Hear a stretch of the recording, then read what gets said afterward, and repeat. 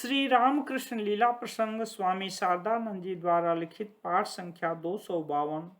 भक्तों के साथ श्री रामकृष्ण देव सन 1885 ईस्वी की नव यात्रा।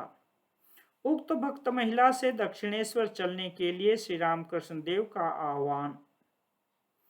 श्री रामकृष्ण देव अपनी धुन में चलते हुए बाहर के बरामदे में, जहां पिछली रात को रथ यात्रा का उत्सव मनाया गया था, आकर अकस्मात पीछे की ओर देखते ही उन्होंने देखा कि वे भक्त महिला उनके पीछे पीछे चली आ रही हैं।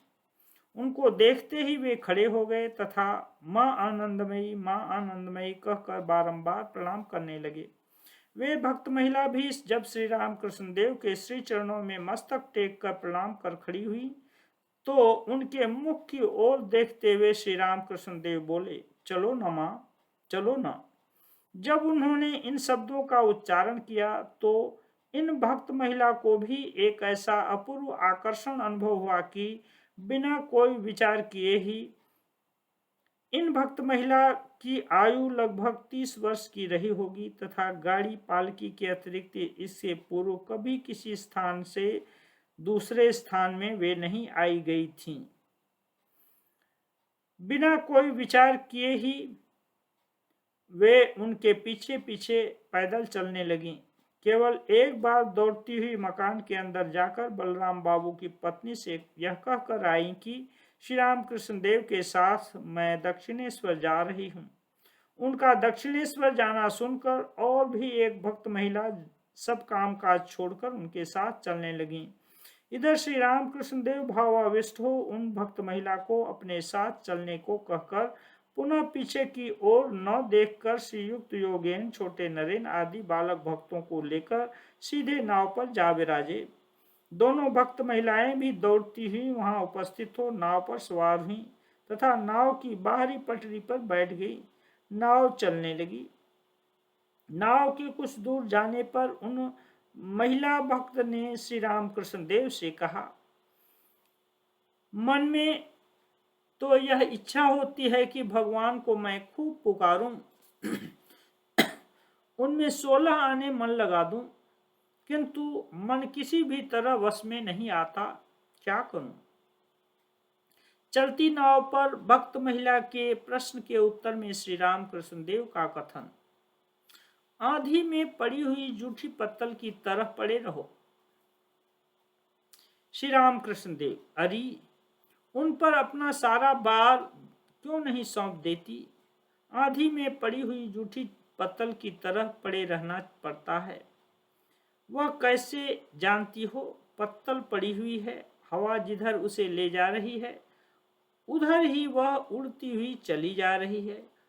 इसे भी ठीक उसी प्रकार समझना चाहिए। इसी तरह उन पर अपना सारा भार सौंप कर पड़े रहना पड़ता है। चैतन्य वायु मन को जिधर फिराना चाहे उधर ही फिरना चाहिए, बस इतना ही।